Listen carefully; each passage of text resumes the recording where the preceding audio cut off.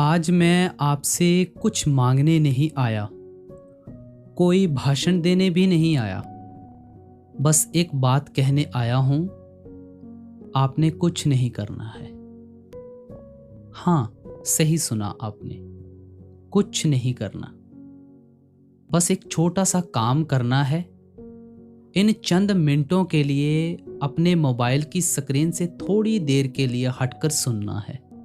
अपने दिल की खिड़की खोलनी है और दिमाग के दरवाजे पर ताला नहीं लगाना, क्योंकि आज जो बातें आप सुनेंगे वो सिर्फ बातें नहीं हैं, वो जीवन का दर्पण है, आत्मा का आईना है।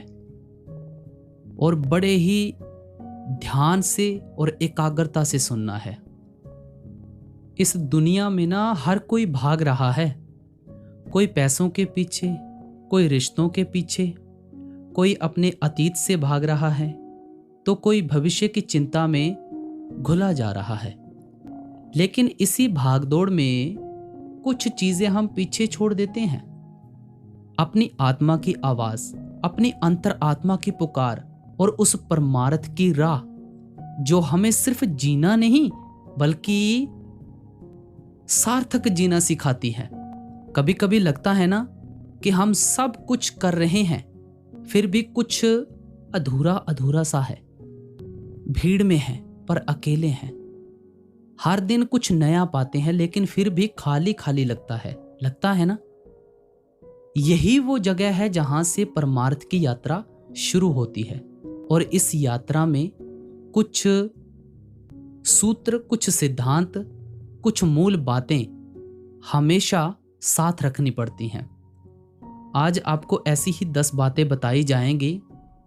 ये ना उपदेश के रूप में, ना ज्ञान के रूप में, बल्कि एक आत्मीय निवेदन के रूप में आप सुनना और इनको अपने जीवन में लागू जरूर करना है।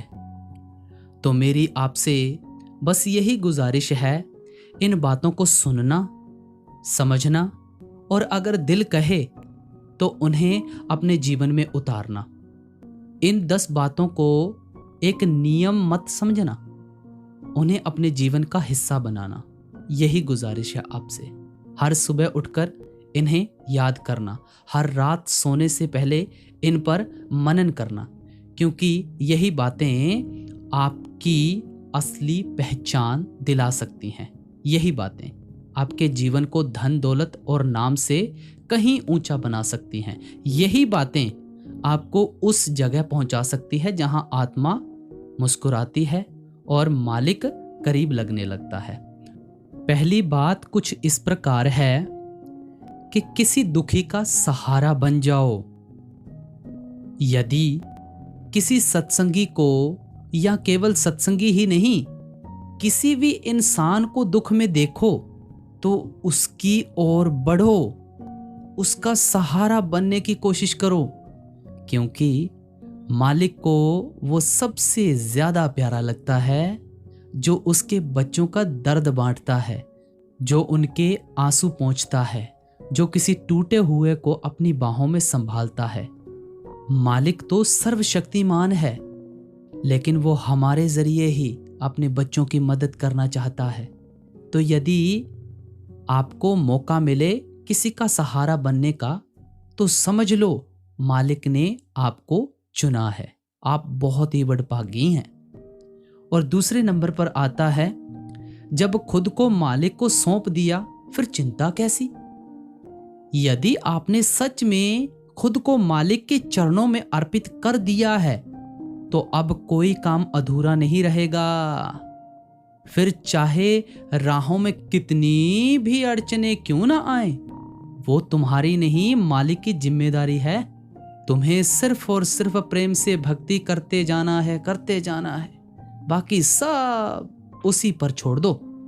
क्योंकि जब बच्चा अपने हाथ पिता के हाथ में दे देता है तो गिरने का डर मिट जाता है।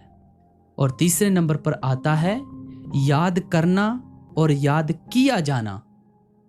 वो सत्संगी बहुत अच्छा है जो मालिक को याद करता है, दिन रात चलते फिरते खाते पीते, लेकिन वो सत्संगी बड़भागी है जिसे मालिक स्वयं याद करते हैं।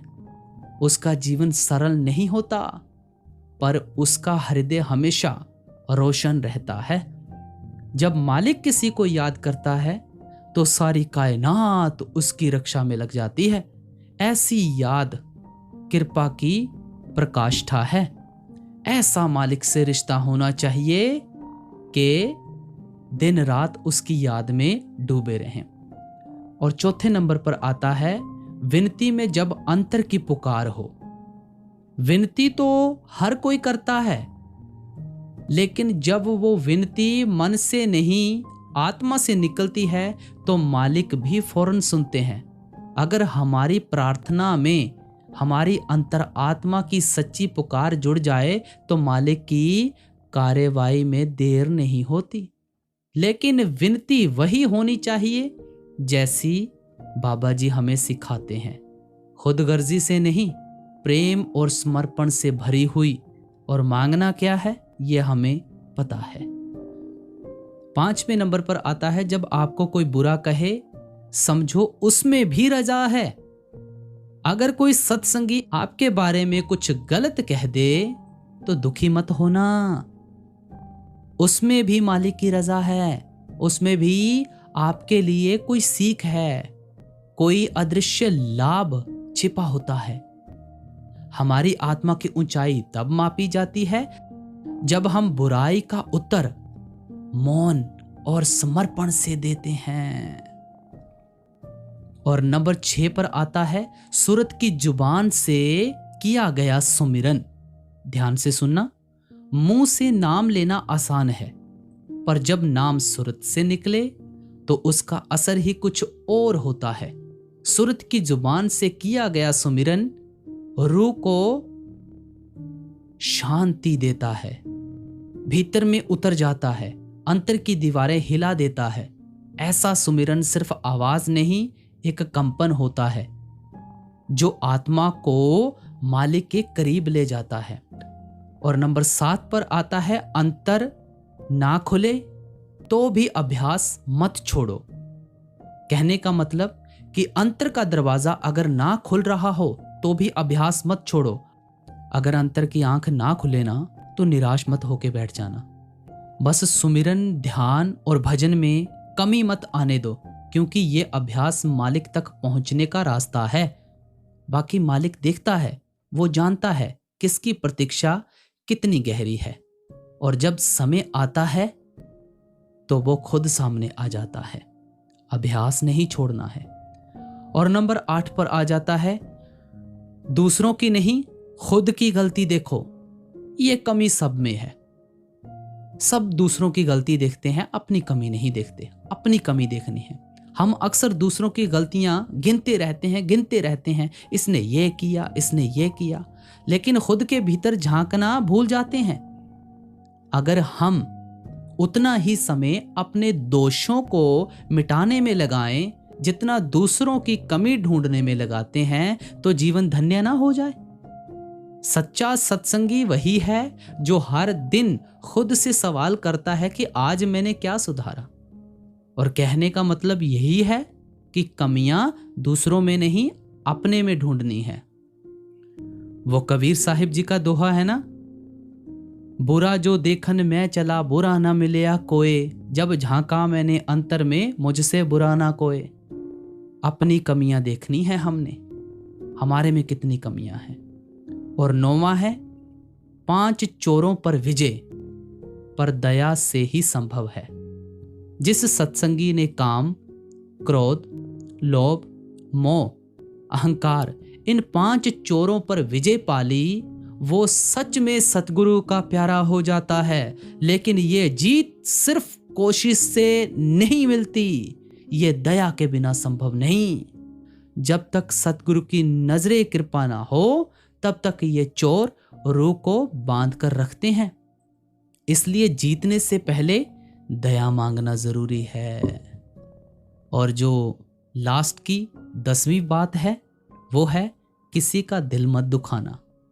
मालिक भी नहीं दुखाता। सत्संगी को कभी भी किसी का दिल नहीं दुखाना चाहिए, क्योंकि ये वो काम है जो मालिक भी नहीं करता। दिल दुखाना मतलब किसी की रूह को चोट पहुंचाने जैसा है। और अगर हमारी वजह से किसी का मन दुखा तो समझ लो हमने परमार्थ की राह छोड़ दी। वो परमार्थ नहीं है।